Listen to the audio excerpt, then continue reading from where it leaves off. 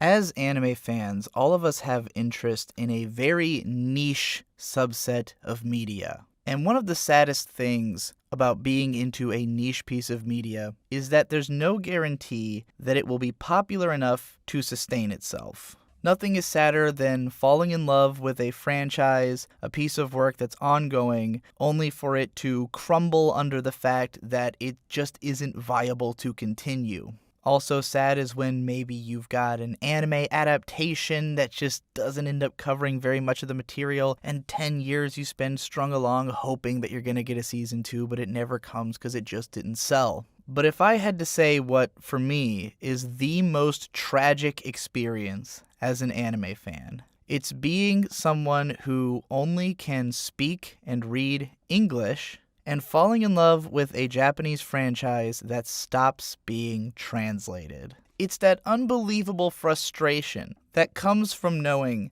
that there is a lot of material being released in this franchise in Japan, and that everyone else is experiencing it and getting to continue with their love, and you are excluded because you don't know the language. Now, obviously, you can put your nose to the grindstone and spend the years that it takes to try to master the language, but good luck. So this is what happened to me with Boogiepop. Most people outside of Japan probably best know Boogiepop for the anime series Boogiepop Phantom, which ran for like 12 or 13 episodes in the year 2000. It played on some American cable networks. I think it was on Tech TV. I remember seeing a few episodes of it on TV. I had never watched the whole show at the time, but it was this dark, psychological, sort of horror series. Best known for its anachronic storytelling order, the fact that each episode is a standalone piece, but they all have a complex relationship. It was often compared to Serial Experiments Lain and other stuff of that nature as these sort of headfuck shows, and it's enjoyed a sort of cult following over the years. But Boogiepop and Others is the original light novel, and it's the first in a long-running series of light novels, one of the first of its kind. The series started in, I believe, 1997, maybe 98. And like the modern light novels, it was a series that would publish at least a book every year, if not more, up to 3 or 4, has a bunch of spin-offs. It's a huge series. And for whatever reason, none of it has ever been adapted to anime.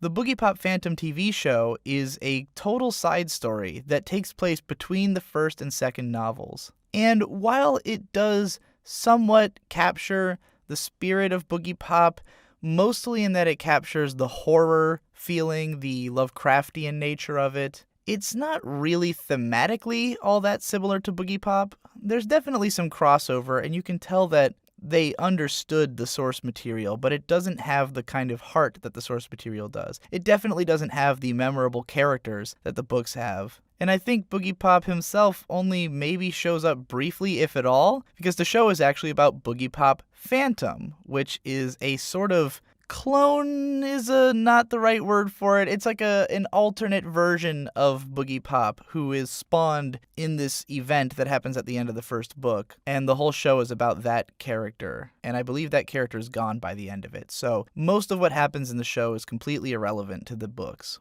Now, there were a few other spin-off stories. The first novel did get adapted into a manga by the artist who drew the illustrations for the novels, which is alright. There was an offshoot manga called Boogiepop Duel, which feels totally out there and not at all like Boogiepop. It's very odd, not that great. There was a live-action adaptation of the first novel, which is mediocre and gets some odd things backwards or misarranged, and is missing some crucial parts of the book. But overall, there's never really been a solid adaptation of the first novel or anything afterwards that people could point to and have an easy in to the Boogiepop franchise. Like, if you watched Boogiepop Phantom, it wouldn't really give you an idea of what you're in for. The novels are definitely the most pure way to experience the story. Now, the first novel came out in the US in 2005. I picked it up on a whim and fell very, very deeply in love with it. I read it several times. I eventually would take huge influence from it in my own writing.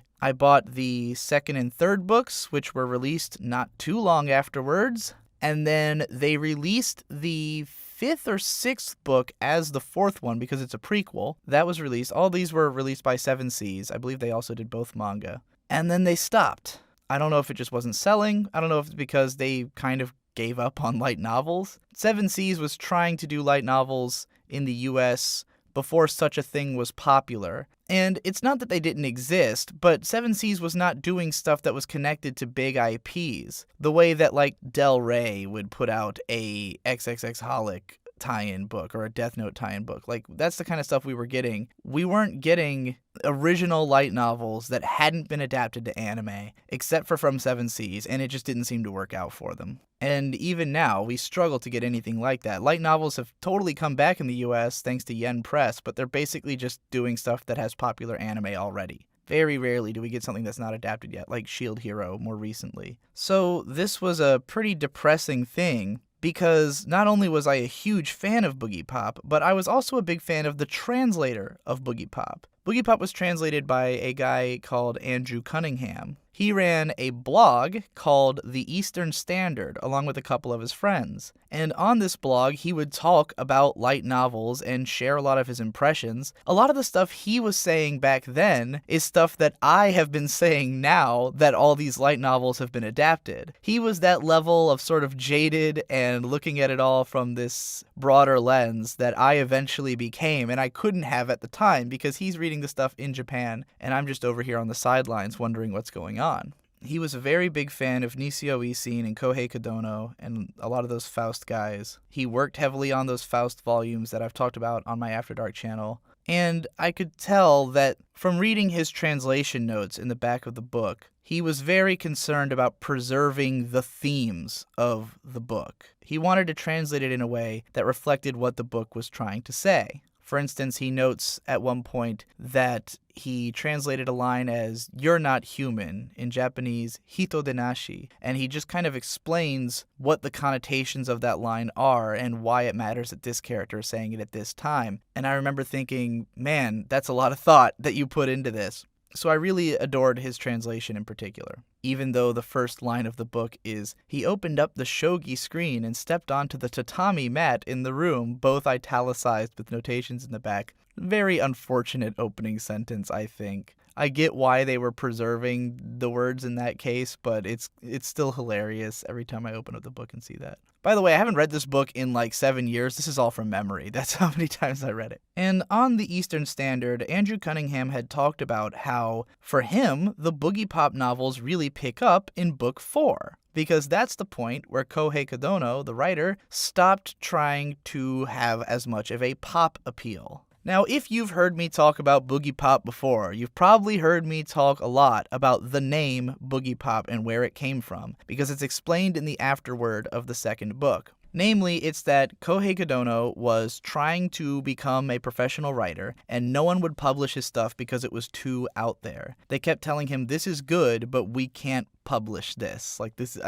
is too far beyond what people will understand." And I've read some of his more outsider stuff because in the Faust book, they published one of his short stories that is pretty fucking out there. So Kadono, who had this great reverence for pop media and pop art, and he kind of wanted to figure out how to be pop. How do I achieve this? He came up with this idea of fusing his boogie sensibility with a pop sensibility and creating a story that was about that fusion, hence Boogiepop. And that's the name of the main character, sort of. We'll say the recurring character. Boogiepop is sort of a superhero who only turns up in the stories to resolve conflicts. He's sort of a deus ex machina in a way, at least in the early books. He only comes into existence because he's actually a split personality of a high school girl. She's not fully aware of his existence, though how true that is kind of up in the air. There's a lot of mystery surrounding Boogiepop where we're not meant to fully understand the way that the character operates. But whenever there's some kind of supernatural abnormality happening in the world,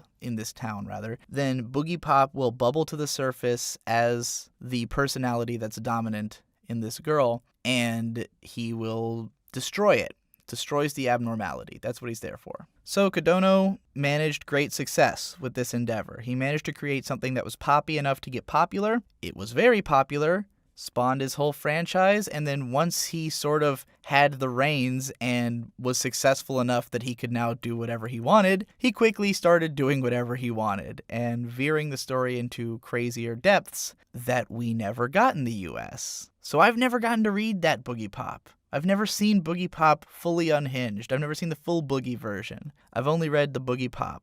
And it's upsetting because I loved that novel so much. Especially I loved it so much as a teenager that I feel like, how could I not talk about it? How could I not go on and on and on about the meanings of the Boogiepop novels? But the reason I feel like I can't is that there's about 20 of them I haven't read and about 3 that I have. 4, rather. So it's just this deeply upsetting phenomenon. Like, I can't speak as an authority on this series. I could talk about the first book, sure, but to anyone who actually cares that deeply about Boogiepop, they either are a world beyond me or, at the same place that I am, possibly. And that's a small handful of people. Not a lot of people have read these books or care about them that much. And even for me, I can't imagine I would give nearly as much of a shit had I read this for the first time now. I read it for the first time when I was 15, 14 maybe even, so quite young, quite impressionable. But it did have a huge impact on me. So if I had to explain the general theme of the first book,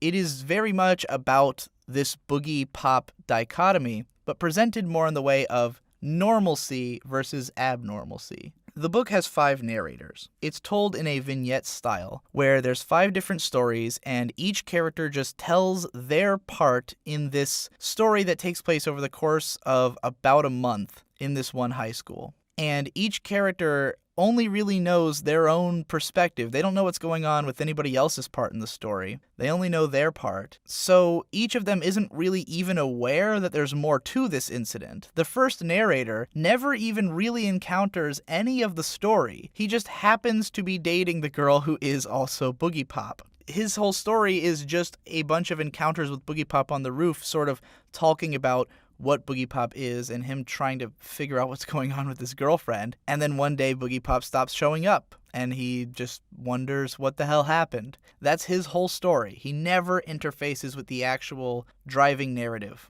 But the important function that character serves in the story is that he is the control. He's the control in the experiment that all these characters are a part of, which is about different levels of normalcy, different levels of following the script prepared by society in a location where this is the most important thing in the world, high school. High school, which is all about following a set script that is meant to take you on a very clear path into the future. Now, he's not 100% normal in the sense that he's not actually going to college. He already has a job lined up working for his dad's company, I believe. So basically, he's got his whole life figured out before even college. He's already on the path towards, he knows exactly where things are going. He knows what he has to do in school. He knows what he's going to do when he gets out. And he just kind of wants a quiet life with his girlfriend, which is why it's a little upsetting when his girlfriend is suddenly putting on a gigantic stovetop hat and a big purple cape and calling herself Boogiepop.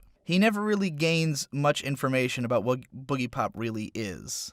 Mostly, this chapter sets up lots of mystery surrounding Boogie, but in the end, he gets his girlfriend back. So then we get to chapter 2. This story is about a girl who has a history of run-ins with the abnormal, and it's caused her to be fascinated with or obsessed with the abnormal. Basically, I believe it was that there was a killer who was caught 7 years ago, something like that. We later learn was stopped by Boogiepop along with this girl who's called the Fire Witch. Nagi something, I don't remember her name. This story is later told in Boogiepop at Dawn, which is the prequel novel that they released as the 4th one when it was actually the 6th. So this killer who was stopped, I think he had a picture of this narrator girl from chapter 2 in his wallet or something like that. He was planning to kill her next, and it's kind of haunted her ever since. So these incidents start going on at the school where people start disappearing. And this girl kind of wants to look into it. And there's this suspicion amongst all the students that this girl, the Fire Witch, is involved. Because the Fire Witch is a hard-ass, red-haired girl who drives a motorcycle and is a fucking badass. Basically, in the Boogiepop universe, she is sort of like the Headless Rider from Do-Da-Da-Da, where she's an outlier character. She's sort of this superhero in a way, in the same way that Boogiepop is, but whereas Boogiepop just shows up and disappears, Fire Witch has to deal with this all the time. She's always around and doing her own investigations. She doesn't have any superpowers. She just is obsessed with getting to the heart of things. And she's like the child of a rich family, so she has like all these resources. She's kind of a Batman, like a high school girl Batman character running around. But everyone at school suspects her for being somehow responsible for these disappearances that are happening. So this girl, the narrator of book 2, who's sort of a bookish, studious girl, but she's obsessed with this mystery, so she sort of goes to visit the Fire Witch at her house, and she wants to get involved, and Fire Witch is like, do not get involved with this, you're normal. I'm not normal, I'm broken. I've been through too much shit. I don't have the option to go back to everyday life, and you do, so you should. And that's kind of the end of that girl's involvement in this story. Now, she will go on to be a major player in the later part of the story. As I understand it, from some of the stuff that Andrew Cunningham has spoiled on his blog, she becomes a very important character in a very bizarre and interesting way that I would fucking love to read the book where it happens, but alas, unless I learn Japanese, I might be shit out of luck. I don't even know if there's any fan translations of Boogiepop novels. If there are, I might give them a look. I mean, I'm not a fan of fan translations. I wouldn't even be surprised if Andrew Cunningham could have done some himself and uncredited, under a pseudonym or something, but because he's mentioned translating for fun before on Nisio Scene books, but I mean, I don't even know what he's doing now. I don't know if he's still a translator or if he works on books. His blog died years ago, so it's hard to say. So yeah, that's how the second chapter wraps up. Again, we're kind of dancing around the real narrative here. Most of this is more about how these other outsider characters observe the situation and have these tenuous connections to it, because we never get the perspective of the Fire Witch or of Boogiepop. We get the characters surrounding them. So then we get to the third chapter, and this one is interesting, and in a way it's kind of cheating because it's told in third person. All the other four are first-person perspectives of the characters. This one is a third-person perspective of this kid who is deeply obsessed with the abnormal, and we'll just say a sociopath. This guy is sort of responsible for what's going on. This is where we learn exactly what's been happening. There's this monster called the Manticore that we don't really understand the nature of it other than that it's a man-eater. And it's taken inhabitants in the body of this girl who was the leader of the tea ceremony club at the high school. And the main character guy, or not main character, but the main character of this chapter, he had a crush on her. And he also is a sociopath, and so he decides to team up with the Manticore because he's basically in love with it immediately. So what he's doing is trying to basically collect food for the Manticore. He's feeding it, and what they do is they'll drug someone, some high school kid, and they'll take them off, and Manticore uses its saliva to melt these people down and eat them. And then what is left over, this residue, they take and use as a drug. And this drug, it gets people addicted, and it just sort of puts them into like a mindless haze, which makes them kind of slavish, and eventually they become food for the Manticore. So basically they're raising a food supply that the Manticore can live off of, and the guy is just loving it. Now, it's at this point that I have to mention one of the things that I connected with the most about this story, which is the constant musical references. Boogiepop takes a lot of influence from JoJo's Bizarre Adventure. JoJo's Bizarre Adventure has, as you probably know, constant musical references to 70s and 80s rock music, lots of prog, lots of old school rock and roll bands. And I believe as a result of JoJo, of having read it growing up, or in his teens, who knows, Kouhei Kadono became a big fan of a lot of the same bands. He's also obsessed with 70s and 80s prog and rock music. So his story is also full of those references. The Fire Witch is named after a character in a King Crimson song, in the song In the Court of the Crimson King from their first album of the same title. If you've heard it, there's a line in one of the parts of that song where he says, "To summon back the Fire Witch to the Court of the Crimson King." That line, that's where she's named after. And her chapter is called The Return of the Fire Witch, or chapter 2 is. The first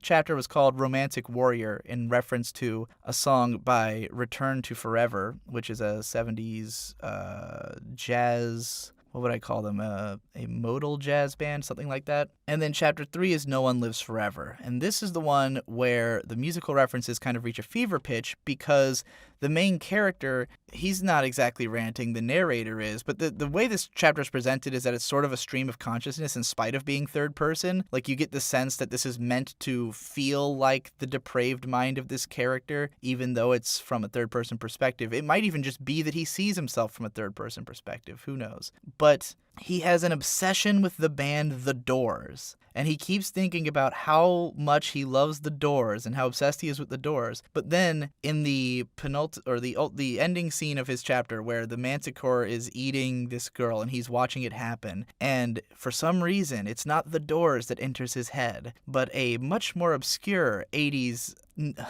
new wave act called Oingo Boingo and their song No One Lives Forever, and he just keeps repeating the chorus in his head over and over again. No one, no one, no one, no one, no one, no one, no one, no one, no one, no one. This goes down like half of a page, just the phrase no one, no one, no one, no one, no one, no one, no one, no one, no one, no one, no one, no one, no one lives forever, which is an amazing song, by the way. So needless to say, I looked into all these musical references because I was so into this book. I've heard all these songs. I could sing all of them for you. No One Lives Forever is probably my favorite song referenced in the book, and why it's especially great that, like, you know, as a first-time reader, I didn't know what this song sounded like. I just saw this no one, no one, no one. But now I know exactly why that part is stuck in his head, because the way that song ends is this constant rising of the no one, no one, no one, no one, and it's a spooky core song. Like, the idea of it is it's kind of horror themed. For anyone who doesn't know what Oingo Boingo is, it's a band frontmanned by Danny Elfman, the very famous film composer who was also the voice of Jack Skellington, I believe, in The Nightmare Before Christmas, the singing voice of Jack Skellington. And so imagine Jack Skellington singing a song that goes, "Let's have a party, there's a full moon in the sky, it's the hour of the wolf and I don't want to die."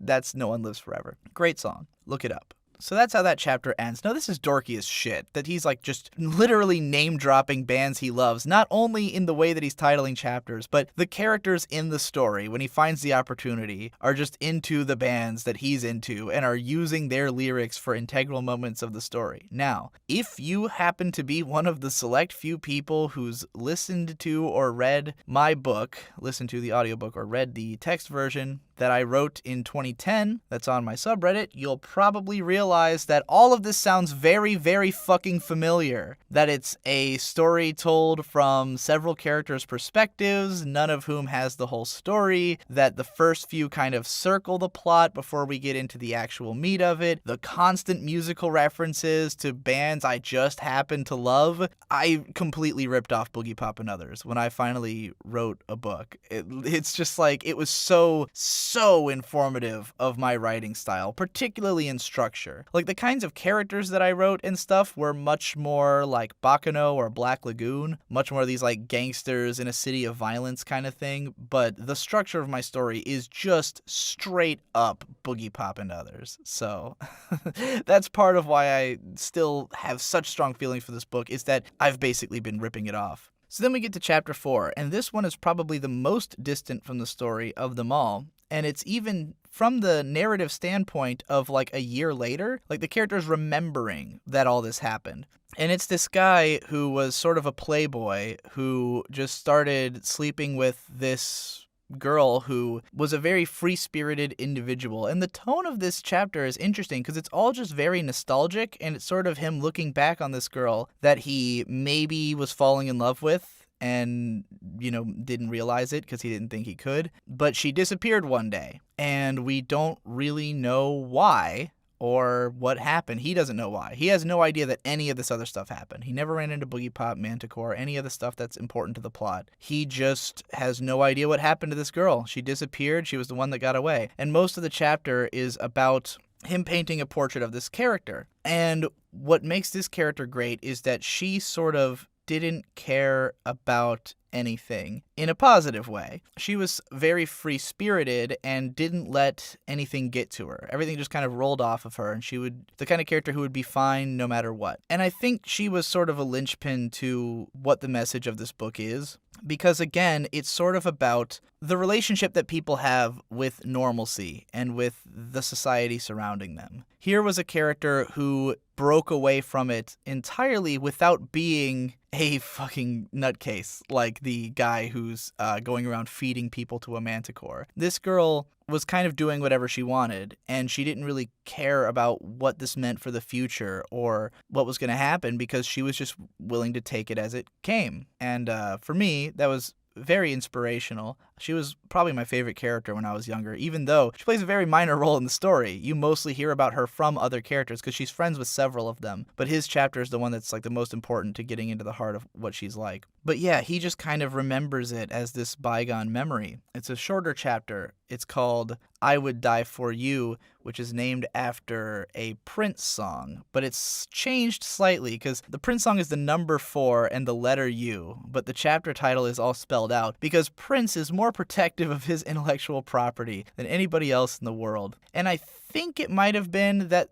it was actually the name of the song in the Japanese version. I'm not sure. Maybe not. But I just know that you don't fuck around with Prince IPs. It's a dangerous game. Or maybe trademark's the better word. Either way. So finally we get to the final big important chapter. This is the one where the plot finally happens. Most of the actual important story content is reserved for the last chapter. And it's from the perspective of the student council president. And why it's from this character's perspective and why that matters so much is that she is obsessed with order and normalcy. She's obsessed with doing things the way that you're expected to do them, with getting good grades, with being very proper, following all the rules in school. So of course, this girl is the perfect vehicle to throw all of the most bizarre, unhinged, crazy things in the story at. This is where the Fire Witch and Boogiepop run into the Manticore and a big fucking all-out battle happens. Oh, I forgot to mention Echoes. I completely forgot that chasing down the Manticore is another supernatural creature called Echoes. That's why the girl who had disappeared from the previous guy's story was important, because she was the one who found Echoes, and she was taking care of him in a shack. And the reason that she had disappeared, that we eventually learn, is that she was killed by the Manticore for protecting Echoes. Or she got caught in the crossfire. I don't think she ever realized what Echoes was hiding from or anything, but she gets killed in the process, and I think that's what inspires Echoes to go into battle, because I believe he was just kind of on his death legs and didn't really care about anything. But then once this girl dies for him, then he's like, fuck, I have to do something, and he goes to kill the Manticore. Something like that. Forgive me, it's been a long time. So all of this shit comes to a head, and it all plays out in this sort of almost slasher movie scenario in the school, where you've got the class president and I think maybe the girl from chapter 2. I know there's another girl who's relevant here, and they're sort of being chased around the school and all this crazy shit's happening. The kid who was helping out the Manticore is being all edgy, and he's got a box cutter and he's gonna fucking slit some throats and shit like that. And this is where it gets into the action scene kind of stuff going on. You've got Boogiepop whistling Die Meistersinger von Nürnberg, which is a opera song by, what the hell is his name? Wagner, however you pronounce it, which is sort of his thing. That's what he does. He just whistles that tune all the time for whatever reason. And after all is said and done, the edgy kid is dead, all this crazy shit happens, and Echoes, in order to defeat the Manticore, explodes in a gigantic beam of light that just eradicates both of them from the face of the earth. And then it's as though nothing ever happened, because they both disappear. Edgy guy, I think, is caught in the crossfire of that, and Boogiepop stops being the dominant persona of the girl, and so everyone just kind of has to go on with their day. The class president girl is just this is all something she now has to deal with as she goes back to her everyday life as someone trying to be a proper member of society. So that's basically the whole story. Again, obviously, main themes being normalcy, how different characters relate to it, how an element of chaos and randomness and the unknowable affects this normal life, where you are so stuck in the small world mindset of I go to school every day and I have to get into a good college and I have to do things the way that the beaten path tells me to, versus the enormous cosmic horror beyond imagination that can just turn up and totally fundamentally alter your entire view of the world. And all the characters are in different places relating to this. Now, as somebody who, all throughout school, never saw myself as a particularly normal person, was certainly never treated like a normal person, and had no desire to be in school, desperately wanting to escape it and be like the Fire Witch, someone who goes out on her own and sets her own rules and follows her own standard and, does what she cares about. That was sort of what made this story inspiring. Or even on a smaller level, just to be like the girl who, unfortunately, is killed by the Manticore, who was sort of free-spirited and just did whatever she wanted, and she saw it. I think she was the one who might have even given me the philosophy I had, that I remember when I was 16, I had sort of set in stone this mindset that I still kind of carry to this day, which is that life is not worth living if I can't do what I want. Like, there's no sense in being alive if I'm not going to try to be happy about it. And if I remember correctly, the way that character was presented was that she was fundamentally depressed. Like, she was, at her core, couldn't deal with reality, and therefore she decided to make it fun. To only do things she wanted to do so that she could always be happy. And that was kind of her methodology, and I very much imitated that in my lifestyle at the time. So then there's the next two Boogiepop novels, and these were the Versus Imaginator books, which have their own interesting themes that I don't remember as well because I didn't read these as many times. It's a two-part story about the Imaginator, which is the new villain, but there's also this is where we start to introduce this like global conspiracy organization that's kind of behind everything. They were behind the Manticore as well, and they become a big deal as the book series goes on, but we never got there. So I still don't really know much about them. They appear in Boogiepop Phantom as well. But the Imaginator had the catchphrase, "Sometimes it snows in April." So that book was more about the idea of randomness and unpredictability and life not always going the way you expect it to. It had somewhat of a romance plot running through it.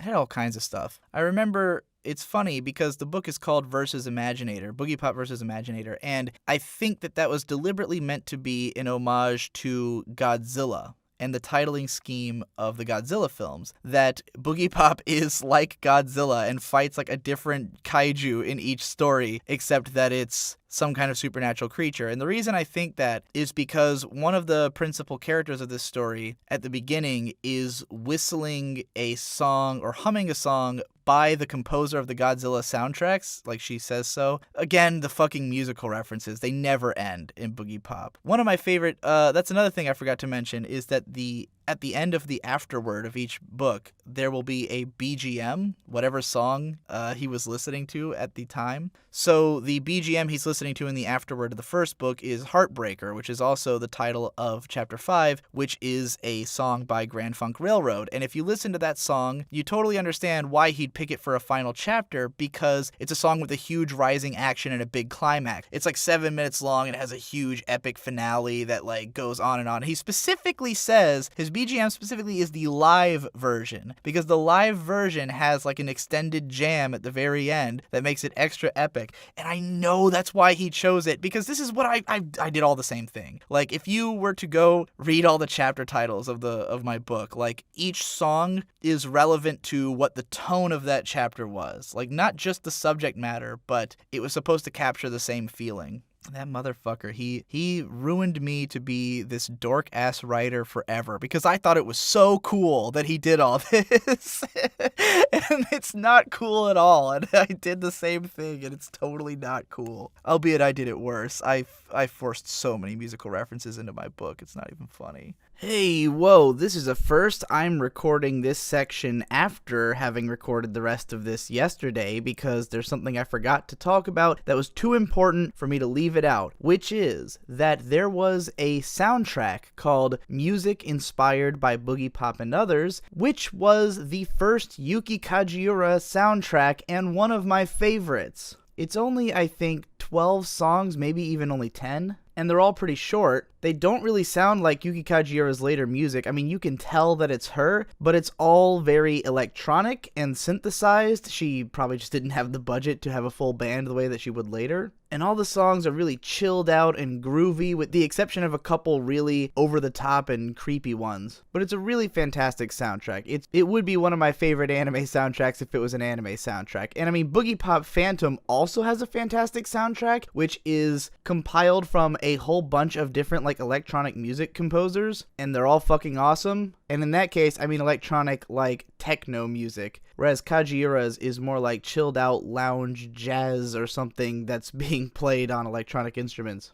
I really love it. I highly recommend it. I had to mention that. Okay, back to what I recorded yesterday. Unfortunately, I can't give you the same kind of rundown of books 2 and 3 that I could of book 1 because those books had less of the concrete structure that the first one did. Where the first one was just 5 narrators who each speak once, and the second and third book, we get returns to certain narrators. There's certain characters who are more important than others. It's a lot less of that like really tight structure that the first one has. The first one doesn't feel like it wastes any time. Like everything in it is meaningful and contributes to the overall point. The second one is much more of like an adventurous story, and the more I think about it, the more I remember that I did copy elements of the second and third book in mine, because the sort of main-ish guy who falls in love with this girl who's in a very like sort of fucked up situation, and he kind of becomes a white knight to try to save her. The way that he does so, I copied with the main guy in the last chapter of my book. I know this is all very vague. It's not very helpful if you haven't read my book or anything like that. This is why it's so hard for me to talk about this series, because so much of it is very personal and very dorky, these weird things that I find in common with the author that I wouldn't really expect anybody else to be interested in. Like, most people probably read it and don't give a single fuck about the musical references. I remember I wrote a whole blog post about it once. I was very proud of my deductions of what every reference was in the story that I'd made in a post, and literally no one responded, I think. Although I did get Andrew Cunningham to read it, and that was cool. But I want it back. I want Boogiepop back. If anything I've described sounds interesting, please try to seek out and buy these books. I mean, I don't think that'll help more to come out, necessarily. Seven Seas is still around. They're publishing more stuff now than ever before, but I haven't seen them do a light novel in forever, and I don't know if they even still have the rights to Boogiepop. I don't know if anybody does. I don't know if anyone's interested. I would love it if Yen Press would maybe consider it, because they release like every other Dengeki Bunko fucking light novel. Like, if you play the game Dengeki Bunko Fighting Climax, Boogiepop is one of the assist characters you can summon, and he shows up and whistles Demas Dersinger von Nuremberg and then hits people with his strings. He basically uses like piano wire as his weapon of choice. We don't get to see it used extensively in the first book. In the second one, he like is in a junkyard and he sets up like a whole maze of piano wire or whatever. Like, he has it all set up ahead of time so that he can like cut people up when they step into it. And if you do read the first and second book and then watch the anime, there's a lot of stuff that will make more sense, because the anime does have some recurring characters from the books and it takes place between them, but at the same time, it's not integral. Like, it doesn't really fit the tone. It's a lot darker. The anime really tries to be more of a horror anthology, whereas the novels are more about the character development and the themes and like what each character is sort of seeking out in their life, like what their personal hangups are that drag them into these Lovecraftian scenarios. Granted, again, I have no idea how much crazier the story supposedly gets. Once it gets into the later books, I know that there's a whole side arc called Beat's Discipline, which is obviously named after the King Crimson albums Beat and Discipline. God, I'd love to be able to read those. I love those albums. Anyways, that's enough of this dorky shit. I don't know if this has actually been interesting or helpful to anybody, if I've really told you much about Boogiepop other than what I felt about it at the time. For the next one, I'm going to go in a very different direction, and instead of talking about a franchise that I deeply love and have all these very personal connections with, I want to talk about one that is shit and bad, and I still nonetheless have a long personal history with it, but mostly of disappointment, and that's going to be the Dot Hack franchise, because I got to talk about it somewhere, and I don't want to have to watch it all. So, let's go for it. See you then.